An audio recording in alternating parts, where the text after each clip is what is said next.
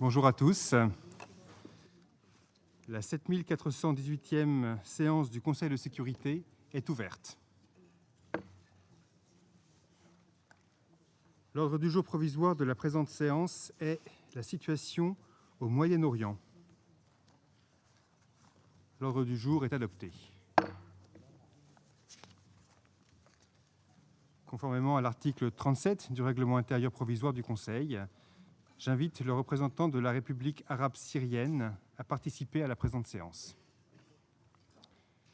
Il en est ainsi décidé. Conformément à l'article 39 du règlement intérieur provisoire du Conseil, j'invite Madame Valérie Amos, secrétaire générale adjointe aux affaires humanitaires et coordonnatrice des secours d'urgence, à participer à la présente séance. Il en est ainsi décidé. Le Conseil de sécurité va maintenant aborder l'examen du point 2 de l'ordre du jour. Et j'appelle l'attention des membres du Conseil sur le rapport du secrétaire général sur l'application des résolutions 2139, 2165, 2191 du Conseil de sécurité, publié sous la cote S 2015-206. Et sur ce, je donne maintenant la parole à Madame Valérie Amos. Mr. President, thank you. We are in the 5th year of a war in Syria, characterized by breathtaking levels of savagery. And it is just over 1 year since this Council adopted Resolution 2139. The resolution demanded action by the parties to the conflict to cease attacks against civilians and facilitate humanitarian access to those in need. We had all hoped that the resolution would compel the parties to reduce the violence and lead to a significant improvement in the situation of people in Syria. By any measure, however, the situation in Syria has dramatically worsened. Civilians continue to bear the brunt of this conflict. The Secretary-General has submitted report after report highlighting the failure of the parties to meet their basic minimum legal obligations. Indiscriminate aerial bombings, including the use of barrel bombs, car bombs, mortar attacks, unguided rockets, and the use of other explosive devices in populated areas are the hallmarks of this conflict. Fighting continues to escalate across the country. Increased violence in Idlib city in the past few days is particularly worrying and has the potential to displace hundreds of thousands more people. I'm concerned that civilians could become trapped in the city if the fighting escalates. People must be given safe passage and be allowed to leave if this becomes necessary. Mr. President, I have previously reported on the worsening socio-economic situation in the country, which has eroded the development gains made over a generation. Today, a Syrian's life expectancy is estimated to be 20 years less than when the conflict started. Unemployment is around 58%, up from around 10% in 2010. And nearly 2/3 of all Syrians are now estimated to be living in extreme poverty.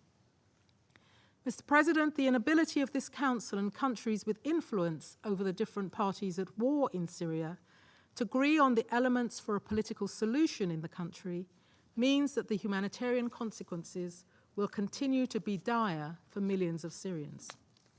Children are particularly badly affected, with 5.6 million children now in need of assistance.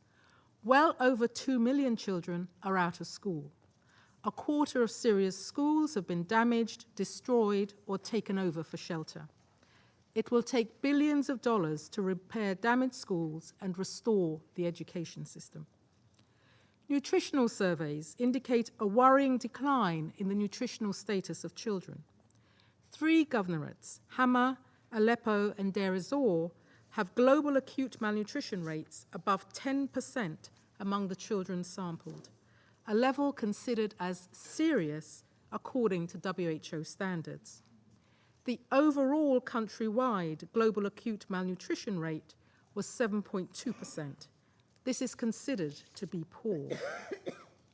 The health system in Syria has been destroyed. Only half of the network of primary health centers, which existed before the conflict, are still working. Physicians for Human Rights has documented 233 attacks on 183 medical facilities, with 610 medical staff killed over the last 4 years. Basic services continue to be deliberately attacked and cut. For example, some 450,000 people in Dara had their water cut for 2 weeks in February. And even when basic services are restored, people only have sporadic access due to the systemic degradation of basic infrastructure. NGOs reviewing satellite imagery report that 83% of the lights have gone out in Syria over the past 4 years. This is an average. The cuts are even higher in areas like Aleppo. As needs grow, humanitarian organizations need to reach more people. But we are facing increasing difficulties in reaching the 4.8 million people who live in areas which are hard to reach. And as the violence escalates and conflict lines continue to shift, I fear that these numbers will rise. Access continues to be constrained by insecurity and active fighting, but the parties to the conflict are increasingly, deliberately, obstructing the delivery of life-saving aid. In parts of the country under ISIL control, a number of humanitarian offices have been closed. As a result, WFP was forced to halt distribution to 700,000 people in ISIL-controlled areas of Aleppo, Hasaka, Deir ez-Zor, and Raqqa governorates, and FAO distributions in the northern governorates, the agricultural belt of the country, have also been reduced in the past few months. The Syrian government continues to put in place restrictive administrative hurdles, hampering the effective delivery of aid, and have insisted that the United Nations share beneficiary lists.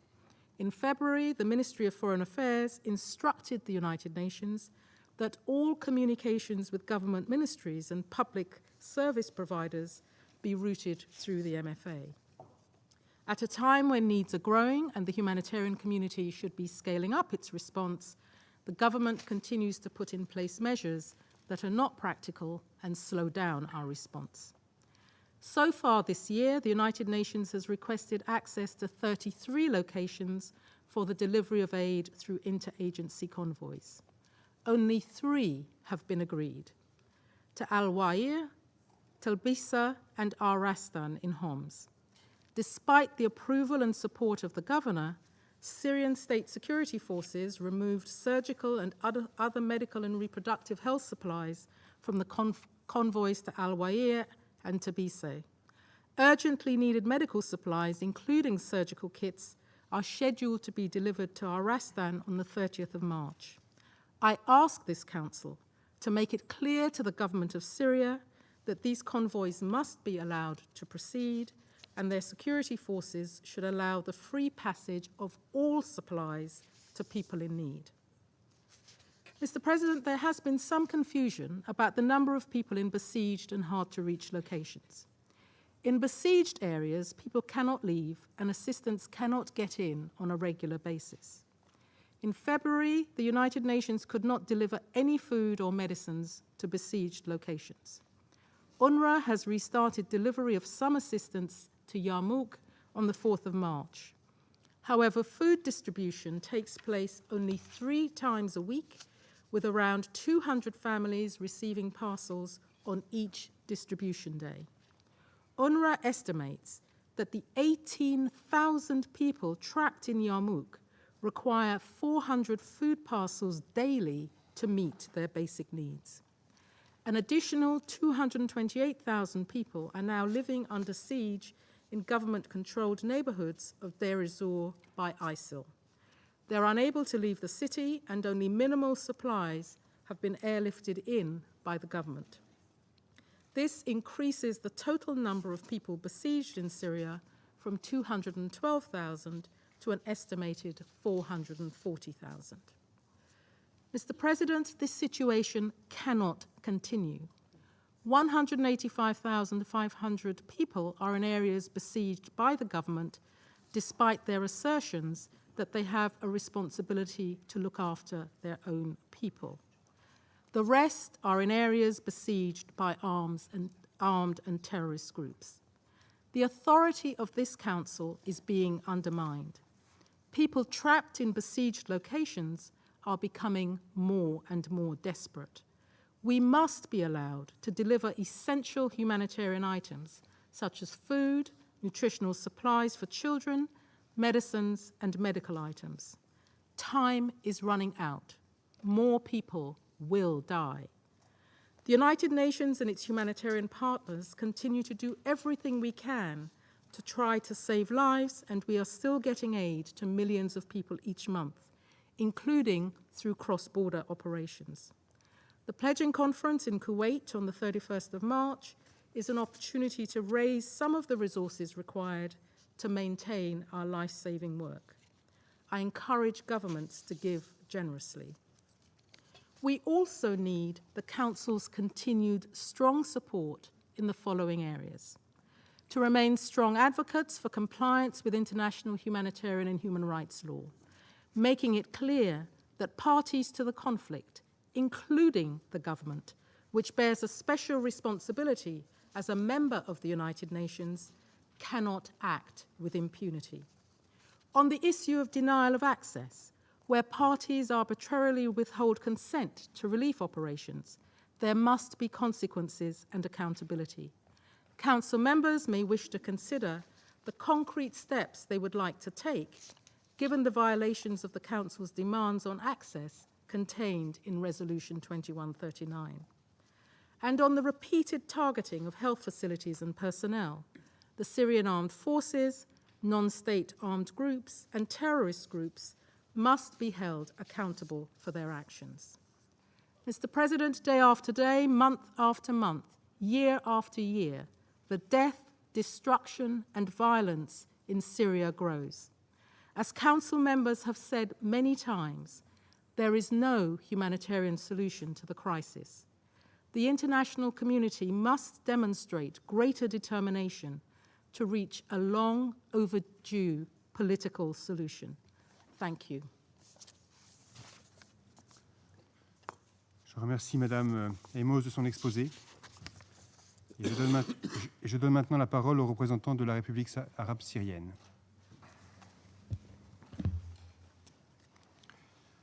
Merci, Monsieur le Président. دائما ما تؤكد مداخلات الدول الأعضاء في هذا المجلس وخارجه، إضافة إلى السيد الأمين العام نفسه، على أنه ما من حل عسكري أو حل إنساني للأزمة في سوريا. ونحن نتفق مع هذا الطرح من حيث المبدأ، لأن المعاناة الإنسانية لا يمكن لها أن تنتهي تماماً بتقديم بعض المساعدات الإنسانية في هذه المنطقة أو تلك، على الرغم من إدراكنا التام لضرورة تقديم هذه المساعدات وأهمية دورها في تخفيف المعاناة الإنسانية في المناطق المتأثرة. ولكننا نختلف هنا مع بعض الدول الأعضاء، من حيث أننا نؤمن بأن هذا الطرح يجب أن لا يقتصر على الأقوال فقط، بل يجب أن تقترن هذه الأقوال بأفعال جادة ومسؤولة، وأن يتم النظر إلى المسألة في إطار شمولي. وهذا الأمر يستتبع حكما ما يلي: أولاً، معالجة السبب الرئيسي لنشوء الأزمة الإنسانية في بعض المناطق السورية، ألا وهو بروز وانتشار ظاهرة الإرهاب المدعوم خارجياً.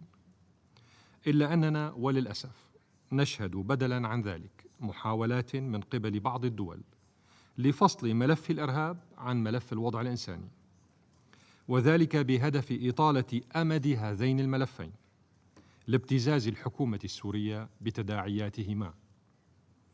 هذا إضافة إلى تهرب هذه الدول من مسؤولياتها في هذا الصدد، ولا سيما تنفيذ قرارات مجلس الأمن ذات الصلة بمكافحة الإرهاب، وعلى رأسها قرارات مجلسكم الموقر رقم 2170 و2178 و2199. هل يمكن أن نسمي صرف بعض الدول مثل قطر والسعودية وتركيا مليارات الدولارات على دعم وتمويل الإرهاب المدان من مجلس الأمن، بأنه حرص من هذه الدول على الوضع الإنساني في سوريا؟ أليس هذا نفاقا ما بعده نفاق؟ خاصة إذا ما علمنا بأن نسبة تمويل خطة الاستجابة في سوريا لعام 2015 لم تتجاوز حتى الآن 9%. 9%، في حين لم تتجاوز نسبة تمويل خطة الاستجابة الإقليمية للاجئين 6%. 6%. واتصالا بهذه المسألة، أود أن ألفت عناية أعضاء المجلس إلى أن تكاليف الموظفين الدوليين ورواتبهم الباهظة وعطلهم في بيروت وعمان أصبحت تأتي على حساب المواطنين المستفيدين من المساعدات الإنسانية في سوريا، ولذلك فإننا نطالب الأمين العام بأن يقدم للمجلس تقريرا عن هذا الموضوع. ثانيا، دعم الحل السياسي عبر الحوار السوري وبقيادة سورية استنادا إلى قرارات مجلسكم الموقر. وانطلاقا من ذلك فإن الحكومة السورية مستمرة في حربها على الإرهاب، وبالتوازي مع ذلك تسعى بجد لتحقيق الحل السياسي، حيث شاركت بكل انفتاح وإيجابية في لقاء موسكو التشاوري الذي عقد في شهر كانون الثاني، وستشارك في لقاء موسكو الثاني قريبا بعد أسبوع تقريبا أسبوعين. كما تعاملت الحكومة بإيجابية أيضا مع مقترح المبعوث الخاص السيد دي مستورة، وفقا لما نقله شخصيا لعنايتكم خلال اجتماعه معكم الشهر الماضي، وذلك أملا من الحكومة السورية في أن يسهم هذا المقترح في تحسين الوضع الإنساني هناك، إلا أن المجموعات الإرهابية ومشغليها من حكومات الدول هي من رفضت تنفيذ مقترح السيد دي مستورة. ومع ذلك فإن البعض في هذا المجلس يرفض التعامل مع هذه السلبية بما تستحقه من اهتمام ومتابعة. السيد الرئيس، لقد تضمن تقرير الأمين العام المعروض أمامنا الكثير من الفجوات والمغالطات الخطيرة، وسأذكر فيما يلي بعضا منها على سبيل المثال للحصر. أولا، من الملاحظ أن التقرير قد اعتمد في الكثير من الاتهامات التي يوجهها للحكومة السورية على ما يسميه تقارير، ولكن تقرير الأمين العام لم يفصح عن مصدر هذه التقارير أو مدى مصداقيتها وموثوقيتها.